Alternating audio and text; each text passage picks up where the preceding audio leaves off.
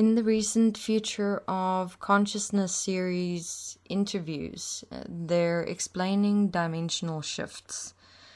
Dimensional shifts being when, for example, in reality, you are doing something like putting something down, while at the same time in that moment you're not really completely there with your body, with yourself, with the moment in reality, but are already projecting in your mind to somewhere or something else, and or busy thinking about all sorts of other things.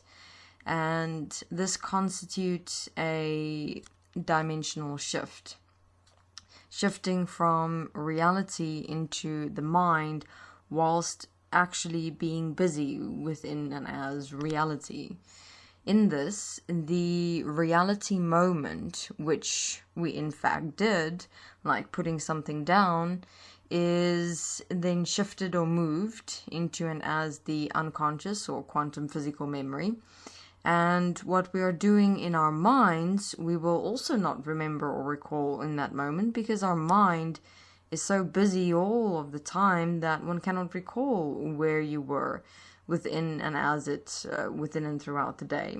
And so what happens is that moment in a way becomes lost or non-existent, because humans exist in the conscious or subconscious mind and cannot access unconscious or quantum physical memories, and so therefore one do not remember, one forget.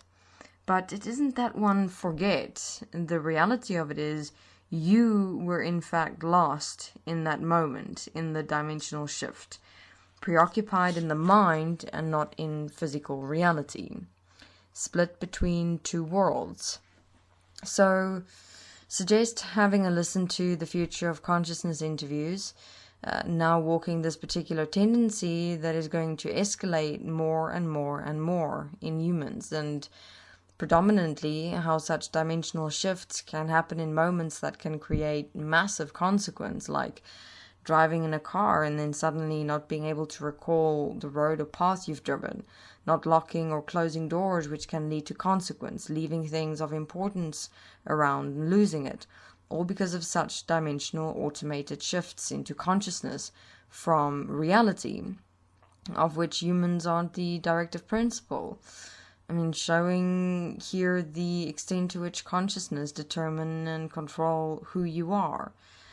So in the interviews, they guide you through examples and what to do to ensure you stabilize yourself in reality, in the here, with what you do or live or move, because it's odd though, isn't it, that we can do something in reality in a moment and yet not remember it.